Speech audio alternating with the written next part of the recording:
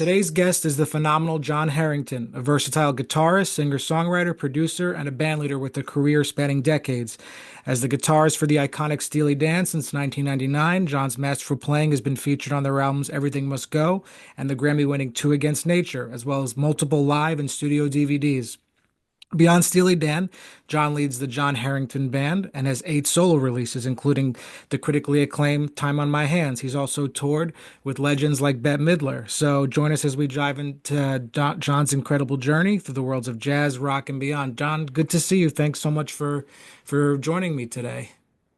Great to be here, Abe. Thank you for having me. Oh, absolutely. Jon, you've had such a fascinating career, with Steely Dan and working with all these other countless incredible artists. Um, can you take us back to the moment you realized music, and specifically the guitar, was going to be your life's calling? Like, what sort of sparked that passion? Well, I was passionate about music from the time I was a kid. Listening, I was one of the I was of the generation of guitar players that are budding guitar players that, you know, uh, kind of got their first major inspiration from the Beatles on the Ed Sullivan Show. So so and there was music in my family. I had taken some piano lessons and saxophone lessons as a kid. And I was an avid radio listener all my youth. And I guess I was around 13 or something when I really decided to play the guitar. Hadn't done it really before that, and I got into all the music of the British invasion. Like Beatles, Stones, Hendrix, Cream, and Led Zeppelin, The Who, all that stuff, which I just really fell in love with all that music. And really the sound of the amplified guitar, not just the guitar.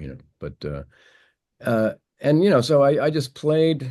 I taught myself by ear just by dropping the needle on my favorite records. And eventually, all through high school, I had bands of my own. I was writing some tunes, pretty naive lyric writing at that stage, but but I was a kid, and and then I never thought about. I never had career aspirations as a guitar player, really. I just played music because I loved it, and I think it was a great distraction and escape from anything troubling that I ever felt. So it was a handy and always available sort of refuge and sanctuary, as well as something that I just absolutely loved. I could really get lost in it, Yeah, basically. sort of a And safe space, yeah, the guitar. there are good things about that and bad things. I mean, you can use anything like that defensively, but mostly I would say I used it positively, and it was, a great thing for me. Uh, I still feel like, doing music if you have talent is a valuable pursuit, and as long as you share it, I think it's best if you share it. But when I got to college, I the first day I was there, I met some players who had been disciplined practicers all their youth, and I had not been. I was kind of just interested in sort of learning what made music tick, and I was interested in playing the guitar and performing, but I was not really much of a disciplinarian as far as my practice went, and I couldn't really play very much on the guitar. It was a pretty limited vocabulary, blues, rock, basic stuff. Uh, but then I said, "Oh, this is a big world out here, and if I better get serious about this." And at the time, I played saxophone, piano, and guitar equally poorly. I kind of like to say, and uh, and so I said, "Well, I better pick one and get serious." And so the guitar was the one that was closest to my heart. You could sing when you played it, unlike the saxophone. You could carry it around, unlike the piano, because in those days, I guess they probably had Fender Rhodes pianos, but those were Was your impossible to first lug. guitar acoustic or was it electric? My first, well, there was a guitar in the house that was an acoustic, which was almost impossible to play. Impossible. Which was my brother's. It was like a silver tone with very high action, and that never called to me. I tried, but because I fell in love with the music of the electric guitar. I mean, all that British invasion stuff was driven by electric guitar and drums, I guess mostly, and bass too, but and songs, great singing and songs, but the no, my real interest was in the electric guitar and an amp, So um, the first guitar I bought was like a funny shaped imitation of a Vox guitar. I don't know if you remember those Vox guitars that were sort of geometrically shaped. Yeah, yeah, yeah. This was this was made by a company named Domino. I think maybe it was a Japanese company. It was terrible. It really sounded bad, but I didn't know the difference. And at the time, I just wanted to play, and I could play it. But I got a good guitar not too long after that because I guess it was clear I was going to be spending a lot of time playing it. And so I bought a gold top Les Paul Deluxe for $300, Oh, all wow. that. This was probably, it might have been 1979 or something like that. Yeah, something around there. So I wish I still had it, but I don't. But it served me very well, and I just couldn't believe how much better it sounded like than the Domino I'd been playing. So anyway, but by the time I got to college, I realized that there were two paths to study the guitar deeply, and one was classical guitar and one was jazz guitar. And jazz guitar just felt closer to the music that I already was interested in. I already played with a pick. I was kind of lame with my fingers. I tried to do a few things, but I took about a year's worth of classical guitar lessons, but they were sluggish compared to my picking because I'd always been a pick player. And the jazz harmony interested me because I thought it was applicable to the world of music I already was working in and knew. And and so I kind of went off the deep end that way, and I sold my Les Paul, I sold my PA system, and I bought a big archtop Johnny Smith Gibson guitar, FL archtop jazz guitar.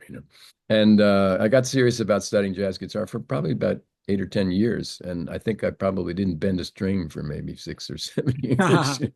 So I had to relearn that when I got out into the world and tried to work as a player because, I wasn't able to work and support myself just doing jazz gigs. So I had to say, okay, well, I better like buy some solid body guitars again and like get some effects and learn how to bend strings again. I used to know how to do that, so I learned again. When you started studying jazz, jazz is, harmonically very different than, the British invasion stuff. And, one would say jazz is much more challenging to learn. Did you view it sort of the same way you viewed music in the beginning, or were you like, you know what, this is a totally other thing. I need to really, kind of close the door to other stuff now and just It focus on this. For me, I felt it was definitely a music that required a whole lot more study and discipline before you can even get in the game in a sort of beginner kind of way. Um, and so, yeah, for me, I needed to sort of put the blinders on, ignore a lot of other music, and just focus on this. And of course, there's also a deep and long history of music that, in order to play jazz in any kind of an informed way, you really need to check out, and that's time consuming. You got to do a lot of listening and a lot of transcribing, and there's just so much to learn. That it's interesting that uh, the sort of admission price of like like getting into playing a genre. There are definitely different degrees in different genres. There seem to be different sort of uh, there's more stuff that you have to learn for certain genres, and it's a simpler vocabulary sometimes in other genres. On the other hand, what I've also found, which is kind of interesting to me, um, it's still just as rare to find like really convincing players, even in the genres that are simpler in terms of their materials and their sort of cost of getting in the game in terms of the stuff you have to learn. For instance, in the very simple blues style, um, you know, Albert King has always been my favorite, and really his vocabulary is not very wide. There aren't that many things that he actually plays. You seldom hear him play a chord, and almost everything he plays, you might be able to catalog like the number of basic ideas. It would be a low number, and it's very similar. So there's a lot of repetition. There's a few things that he repeats again and again and again, and I'll be damned if it's so hard to do that as well as he does. In fact, I think he does it better than anybody. And like, so it's not about like the degree of difficulty of a genre. It's about what you do in the genre, and how well you do it. And I think there's some sort of wild, sort of mysterious X factor that some people just have and other people don't. And people may have it in different degrees, but a guy like Albert King has it, like off the charts, and so it's not about like, how complicated the material is, how technically deep it is. I mean, there is a technique to it, but the vocabulary, for instance, like the number of like kinds of phrases that exist in that style is just it's way smaller and kind of easier to sort of at least get in the game and imitate it, than the jazz genre. In You the know, jazz some genre, it's yeah, like and a whole sometimes different thing. when people go to play jazz, their first jazz jam session or something, Right. after playing all these other styles, like they can leave the jam session very frustrated and like it's like, whoa, like this is much harder than I thought. Do you remember the first time you like did a jazz session or your first jazz gig, like what it felt like? And you're like, did it? That's not really, but I do remember my first attempts to sort of try to play any kind of jazz at all really were in a class because I found at college there I was lucky enough to there was a like a different section of the college that I was able to take some courses in, and Ted Dunbar was a guitar player who was playing and teaching. He was sort of a Wes disciple because he played with his thumb. A very good guitar player. And he had a class called, I don't know, Guitar Workshop and another one called Jazz Improvisation or something. So I took both of those. And I realized I learned enough so that I mean, I realized that I believed I could learn to do this sometime, but it was unbelievably slow. So I mean, I remember feeling just unbelievably frustrated, like all of a sudden I'm a brand new beginner here, which I was. I mean, in that style, I just didn't know it well enough at that Yeah, time, I and I think didn't know the guitar well enough to, so. And I think mostly it's I hadn't listened enough to the music. So I mean, I wasn't walking around like whistling bebop lines in my head. I mean, that takes a while. You have that's not easy. And I didn't grow up on that. So it's an adopted language in a way. My first language is much more, diatonic and much more in one key, and it's much more blues and rock and pop based. But there were, but Stevie Wonder, like, he had tunes that were already using like jazz harmony really, and I was just drawn to that. So that was another thing that attracted me to to to jazz as opposed to classical guitar, because the classical guitar world is unbelievably like that's a huge high cost of admission there. It's like there's so much you have to do, and it's daunting still to me. I mean, I can't even imagine like the sort of attention to detail that's required and the discipline of just getting your hands working that way and getting it in tune. I mean, there's so much involved. So that's quite daunting. I mean, there is something more forgiving about the improvising world because you have to you have to have a little room for forgiveness and acceptance, because you really are trying to make it up as you go along. It's not like yeah, and classical guitarists, music. they start with a lot of them start with rock and roll and then switch to jazz, and it's just like they have to unlearn a lot of things and even just unlearn their thinking in a sense, the way Yeah, they thought about music.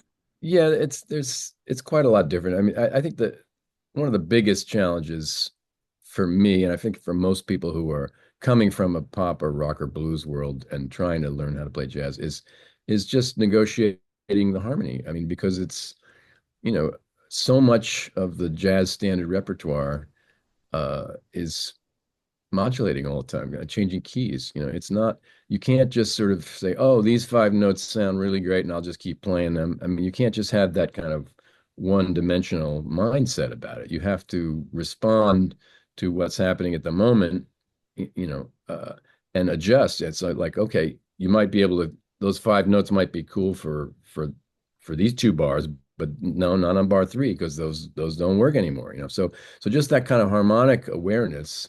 First, you have to first you have to hear it. Mostly it's listening that people fail to do. They try to start playing before they really have understood the music. And actually it's a lot easier to play once you really know uh, what your intention, what you want to play.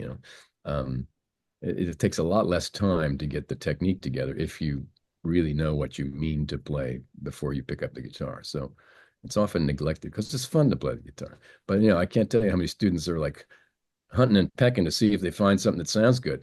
I say no. Let's play music head first, not hands first. Let's know what we want to play, and then learn the instrument well enough to play it the first time without hunting and pecking. That's Yeah. so I try to make my students do that. No, that's great.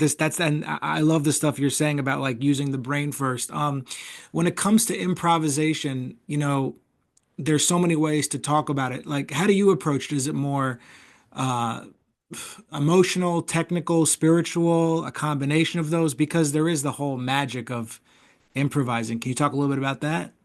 Yeah, it's a well, that's a little tough, but a lot of it will depend on the context, and for me also a lot depends on how well I know the song, how much I trust the musicians I'm working with, how well I can hear at the moment. There's so many variables that kind of mess with your degree of comfort and being able to sort of get lost and just trust your intuition, But absolutely, the most fun way to improvise and what I aim for, although like I said, sometimes circumstances don't allow it, is a kind of intuitive playing and a kind of like maybe my analytical brain is still sort of there in the background, but I like to turn the volume down on the analytical brain and and try to lead with instinct and intuition, because that feels actually a lot of times that's the only way that it feels possible sometimes, because sometimes if you're thinking about it, there's too much to think about. It's a little much, So I mean, of course, if you're just seeing a song for the first time and you're trying to improvise, I mean, sometimes I'm in a situation where somebody puts a chart in front of me and okay, you got to play. So then you're forced to use your analytic mind. It's hard to be just intuitive that way. You could just throw the music away and try to listen, but it's I get closer to decent results if I look at it and then also think about it ahead of time, and then try to use my best judgment to play something that feels good. But really what I prefer is when I know the song well and I'm playing, with people I've played with before and people and good players and tunes I like, that I've explored before. So I already feel like, okay, I know the kinds of things that I like, on this song, and and I've done it enough so that I've discovered enough successful sort of things that I like to play on it, that I can sort of afford to just not think too hard about it, just try to free associate, kind of intuitively free associate, like I was singing, just like as if you were improvising, like singing in the shower or something. That's when it feels the best. But that's elusive. It's not always available because like I said, sometimes conditions just don't allow that. When the But that's a music's beautiful right in thing. front of you. Like, Yeah, sometimes, yeah, sometimes you're being a pro, and you're just using your skills. And that's an admirable thing. I mean, I know people who just sound amazing in that mode even, but there is something that feels different about it. I guess that's what I love about it. Just I'm not always sure it guarantees great results, but the idea of waking up, like all of a sudden coming back to some sort of consciousness where you say, oh yeah, wow, where was I for the last couple of courses? Like you didn't know, like you kind of get lost in it and the music it's playing you. It's that funny feeling of like, um, oneness, like the duality kind of goes away from it. So it kind of leans toward that spiritual thing you're referencing there before. But, I wouldn't call it a spiritual, uh, endeavor really, but I know, but that's a feeling you can sometimes get to, and it really just happens when conditions are right. You know the song well. It sounds good. You could trust the players. You're feeling good. You like your sound. There's a lot of things that can kind of mess you up and distract you, and like get you like, oh, well, I wish that amp software better, or oh, I wish that string weren't out of tune. I mean, there's so many distractions. It's kind of amazing. But What are you kind of exploring now? What's exciting you like now? We just started this new year and anything. So any new ideas or concepts that you're, you know, figuring well, out now? I for the last many years now, most of my sort of day-to-day attention and work musically is geared mostly towards um, jobs that are coming up. I'm usually preparing for gigs in some sort of way, and so right now the next job I have is about a month and a half's worth of touring, mostly in Europe with Madeleine Peyroux. She's a singer I've worked with for many, many years, and there's a new record that was put out, I guess, last June maybe, uh, on which I co-wrote all the songs with her, which is a first for me and for her, and co-produced it with her and Elliot Shiner. And the record's called Let's Walk, and we'll be out promoting that with a small, with a trio actually. It'll be a small group, but one of the challenges of playing all this music on the record, on the road with a trio, is an arranging challenge. We have to find a way to sort of to make three pieces convincing, playing tunes that were recorded with, drums, keyboards, overdubs like crazy, background vocals, that. So we have limited resources, but I love a challenge like that, and we did it before many years ago. We toured for about 3 years with that same trio, and I just loved it because you it's a challenge, and it actually sort of paradoxically allowed us to do a way more diverse bunch of songs than we were able to do with the normal band, which is Madeleine in front with the guitar, but also piano, bass, drums, and guitar. And there was a sameness about the band, the bigger band, that I don't think we could ever escape. And there was nothing wrong with that. And that's kind of nice. You get a focus and a clarity there of the concept. But the trio was wide open because we couldn't do the same thing all night long and try to just play the way we would normally play with a bigger band. If we did that, it would just be like we'd be putting people to sleep because it would be one dimensional, even just nothing to listen to, no, the same thing all the time. And so we tried all sorts of different things to sort of spice it up, and we just found ways to play songs that were wildly outside of the normal genre that we would play with the bigger band, and just some sort of fun with just trying different things, just arrangement wise. And what we realized mostly was that you have to trust that uh, that you can go very minimal, because since you don't have since you the biggest you can get is only so big, then like often we would start a song with just a single instrument or something, and wait half the song before the bass even comes in. But when the bass comes in, it's huge, So you just kind of like learn how to play your cards right, and so that's a great challenge. And so I've been talking to Madeleine on the phone and trying to figure out how we're going to approach some of these tunes, and so I'm preparing for that. I've usually got some sort of guitar study stuff that I try to stay in shape. I find it's harder to physically, it's harder to sort of, I don't feel like I'm at my peak, chops wise anymore. I can kind of get close if I really do some regular daily practice, but if I don't, it starts to slip, and I have some sort of injury issues over the years, and so that's challenging. But I still do some of that, and have a most of that is working on. It's mostly a jazz focus, but usually a song specific jazz focus. Like I'll take a particular song and I'll compose something I wish I could improvise, and and I play it long enough so that I hope it gets in there and is new information that might come out, like in that free associative way when I'm playing. Um, so I have a bunch of those. They're almost like jazz etudes or something, I So would you'll say. write an etude over a set of chord changes for a Yes. song and just kind of Yeah, sure. work through Yeah. it.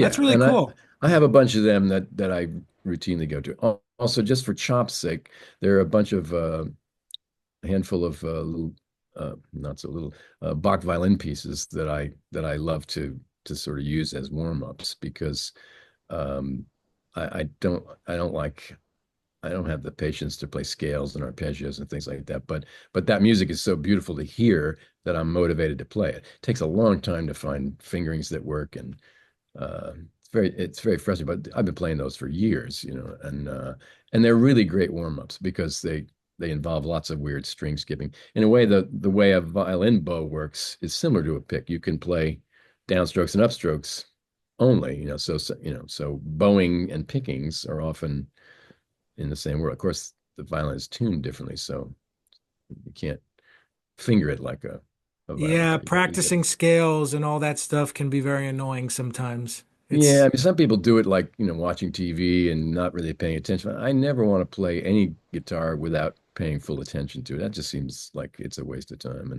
And then like all sorts of habits might develop that you're not really checking out, not really hearing because your attention's elsewhere. I can't do that. I'm not a multitasker. But but I love that. So those are some, not always daily, but when a gig's coming up, I'll try to sort of prepare like that and then try to get in better shape. yeah, when you're going on the road to do that project, you have such a strong voice as an individual and as a guitar player. How do you, I mean, it must be a real challenge to balance your own voice. Like, how do you look at it when you're going into a project like that? Like, I'm need to find a balance, or I'm just going to be me, or can you talk a little bit about that? Well, um, that really depends. I mean, I guess all my playing, I think I'm happy to find that it's all context dependent. I don't sort of show up and with my sort of thing and my bag of tricks and expect to just sort of apply that, regardless of the context. That seems odd, to me. I can't do it. I don't know how to do it. I mean, I when I'm in a musical situation, I'm always like looking for how to answer the question. What does the music need from a guitar? I mean, if I'm playing guitar, like, well, what's the what's the most I can provide to sort of help this big picture work? So I'm always thinking big picture. I'm not so invested in my signature or my own voice or my own sound or anything like that. I mean, my sound is radically different from like on a Madeleine Peyroux gig than it is from what it is on a Steely Dan gig. It's very different. Um, but the Steely Dan gig, because it comes with, so much history in terms of what people get, they know the record so well and they know the sounds of those guitar solos and the notes of the guitar solos, sometimes more than they know better than they know the lyrics, Yeah. So I mean that's an unusual thing. I mean most situations, most playing gigs are not like that, but that one comes with a loaded history that way that I think you have to wrestle with if you're going to play the gig and consider the big picture, In other words, you're really focused on the music for that particular project, trying to fit in as best you can and service the music is Always. what it. That's always more important. I mean, if I'm doing my own band, that's a different story. If it's a project of my own, then it's supposed to be, the priority is supposed to be on my voice if I'm singing or my guitar playing if I'm playing. I mean, if that's what it's about, then absolutely that gets pro, you know priority of place that way. I mean, like in Steely Dan, to me, Donald's voice is like the absolute priority. I mean, if you can take everything else away, if you still had that, it would still sound like, okay, that's the essence of Steely Dan right there. You got it. I mean, thankfully we don't need to hear just his voice alone. We can hear the whole thing. But you know what I mean? It's like that's important. And like, I don't know. I mean, people have different approaches, and I have no problem with that, but I don't know how to ignore and I think sometimes people do show up and just sort of say, well, I'm just going to do my thing and like see what happens, and that can sometimes give you great interesting results, and surprises. And if you're looking for something different, absolutely, that's one way to get it. But for me, I don't really think I'm looking for something that much different on a Steely Dan gig, and I doubt that most of the audience is looking for something different. They're coming because they know this stuff and they love it. And so, on the other hand, I don't really subscribe to that attitude that you want to like play it note for note like the record, because that feels a little disingenuous too. There's something feels a little off about that. Well, if you're going to do that, then just stay home and listen to the record or something, or buy a nice stereo system. No, but it's so, in other words, you're a team player, and at the same time, you have this strong voice, but it's, you found the balance, and that's why you get to work as much as you do, and Well, it maybe, makes I it. don't know. I certainly have tried to find a balance that way. I mean, for me, I mean, I'm interested in sort of having like this be a vehicle for my own voice if it can be, but not at the expense of the big picture. That's all. So it is a balancing act, and for me, what that's meant is sometimes kind of honoring what was played on the record in terms of a rhythm guitar part, or sometimes even like something that may have been improvised, but we've heard it so many times, it sounds like a written melody now. And so if it does sound like, I mean, I can't imagine starting reeling in the years without playing, I mean, I mean, you could, I Yeah. mean, there's no rule against it. And I don't know that even Donald would complain, but he might. You're saying like slight embellishment is okay, but stay Well, I true. mean, it's yeah. I mean, to me, I'm just using my own judgment about which sort of stuff is indispensable to the sort of to the to the big picture, and which stuff is. And not all of it is, because some stuff just sort of sticks and like is more, I think it's more what you remember, and it's beautiful, and I don't want to ignore it. And then other stuff, it's less, well, I mean, and something, my taste is involved here too. Sometimes, I mean, okay, well, that's okay, but I don't think that's one of those iconic solos. I think I'm going to be a little freer then. I'm saying, okay, I'm going to just use that one and see what I can do with it. So I don't feel like I'm a slave to that, like what's to the precedent of those great records, but they are great records. And so I want to be in the ballpark. And then if there's room for me, great. And over the years I've found a lot of room for me, which has been fantastic. No, But John, it this has wasn't been, the first year was hard. It was the first year was just I was just trying to sort of stay afloat. That yeah, was yeah. hard. No, it's been. But to get to do it again and again is, that's an opportunity. No, I So love hearing grateful. about this. It's been such a, pleasure to hear you talk about this, and it's such a, I really admire it. And I don't know if you remember, my jazz quartet was fortunate to open for you about Oh 12 years yes. ago. Yes, that's right. You reminded me of that. I had And forgotten. yeah, yeah. So it's nice to come full circle and really hear your take on everything. And I want to thank you so much for your time today. And It's uh, and great I to be here, Abe. Thank yeah, you. no, and truly, I mean, you said some things that I think are very beneficial for not just guitar players, but for musicians who are in this business to really think about. So yeah, great stuff. And what's your website if so everyone knows it, but it's just your. It's if you think in threes, you get it right. It's JONHERINGTON.com. And yeah, there's a lot of stuff there. A lot of, you can buy the records, the books. I've got books of arrangements for solo guitar, and all the pop rock records that we did, and yeah, lots of info, lots of stuff. So check it out. Beautiful. Thanks so much. And thanks, Abe.